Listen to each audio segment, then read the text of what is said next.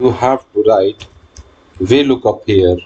Take the reference of this ID and go to the employee data. Simply select one column and I'll take this A to M.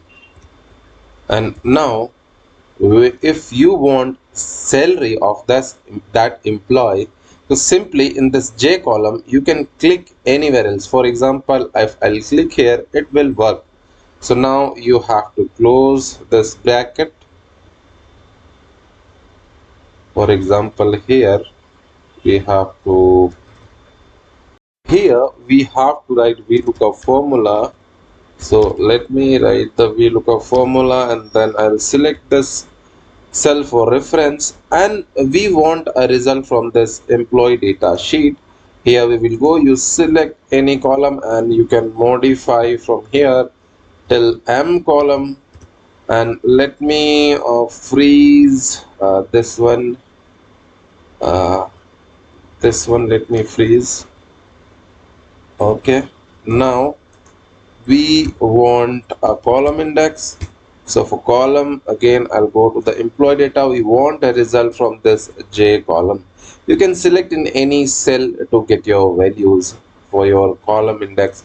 So for now I have selected this, and again I'll enter 0, and once you will enter, you can see the value is reflecting. Now let me drag this till here.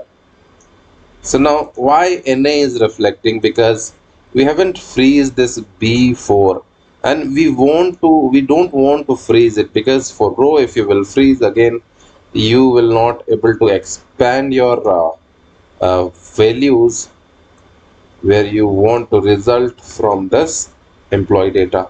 So simply just change these values here, only P4 and P4 here. Okay, so now it is selected. Now for example, again I want to change the column.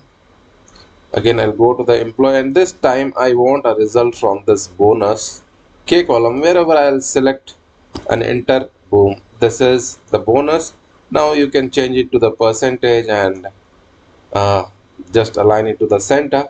And then country I wanted, I simply select this one, and again I'll go to the employee data, and anywhere, for example, I'll select in this last column and I'll enter. So simply you can see country is showing, and again I'll go to the employee data, this column, and I'll go to the employee data, and anywhere you can select and you can see the result.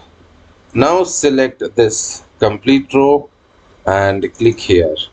So now without doing anything, as you can see, it is showing all your values. Now it is showing some error, it doesn't look good. So simply what you can do, you just select here entire table, and as you can see here, this is showing here. Simply select and ignore error, and now your data is ready. So as you can see here, simply how you can use VLOOKUP plus column function. Again, if you have any doubt, any queries, feel free to write in a comment box, or you can simply reach us out on our official mail ID. I hope you enjoyed the video, and till the next video, take care. Bye bye.